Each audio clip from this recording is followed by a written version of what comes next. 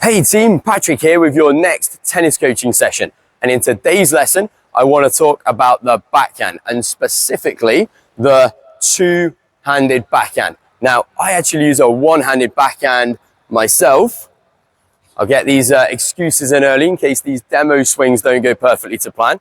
But I want to start with the two-hander because it's the shot I teach to juniors, to beginner players. And even though the one-hander, it still looks great, I think the two-hander is the way that tennis is going with its ability to, it's easier to deal with higher balls and quicker serves. So let's get into it.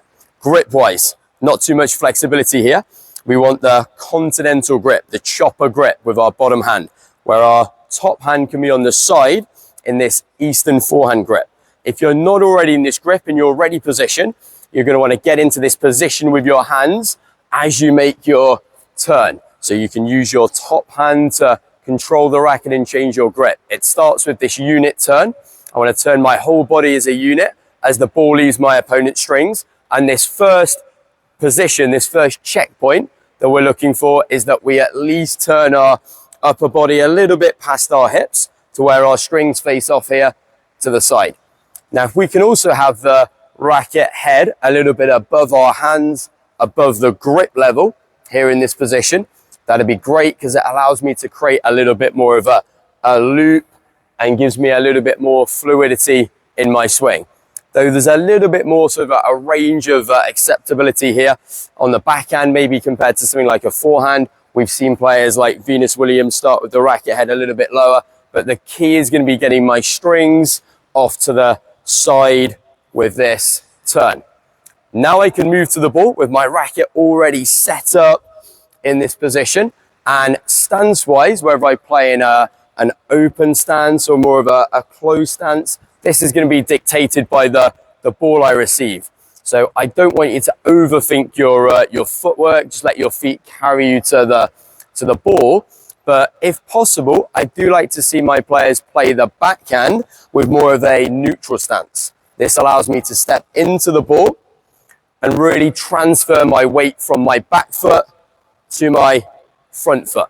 So we're going to make sure we also stay behind the ball as I move to it, so I can really rotate my body into the contact.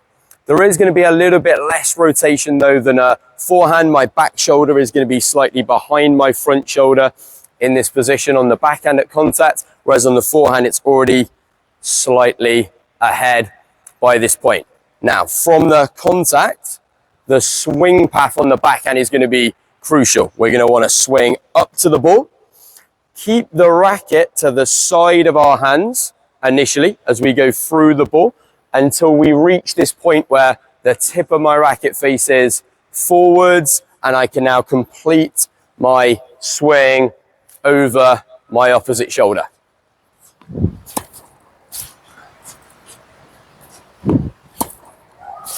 One of the most common mistakes I see players make is they hook at the ball, they muscle the ball, they're trying to get over to the other side of their body, but they're doing it with their arms in isolation from their body by just bending their elbows or bending their wrists here. Whereas it should come from our shoulders, turning and rotating and extending up and through the point of contact, up and through from the shoulders, up and through from the shoulders.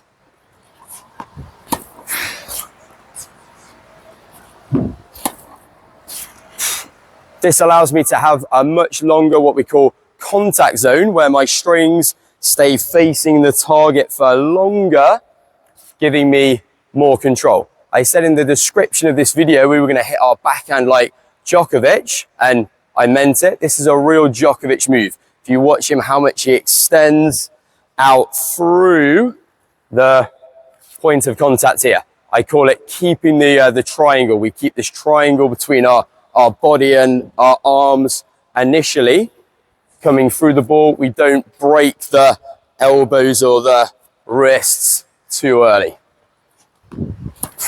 Keep the triangle.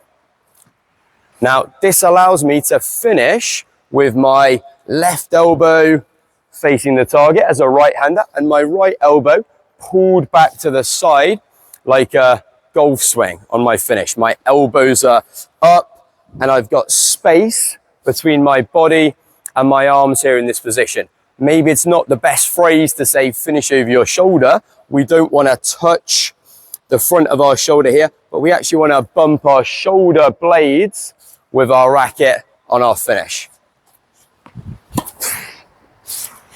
Shoulder blades here. Now, finally, I like to see players allow the back foot during the finish of their swing to come all the way around. This allows us to fully rotate with our body and aids in our recovery back to the middle. So I bring my foot around to the side here. What you've got to be careful of though is that this comes after the contact and not during the contact. I'm not moving my foot during the contact where I'd over rotate my body and I'd lose control. The way I was taught this is there's a cord between your hip and your racket here, and as I reach this point in my follow through, it pulls my foot around, and now I can push off my outside foot and get back to the middle of the court.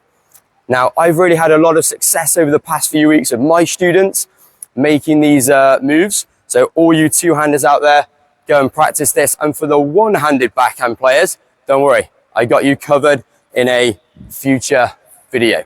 So guys, make sure you subscribe. There's not as many of you that are watching the videos that are subscribed, so it would really mean a lot to me if you could hit that subscribe button, give this video a like, let me know if this helps in the comments below. Does this make sense? And I'll see you on court for our next lesson next week.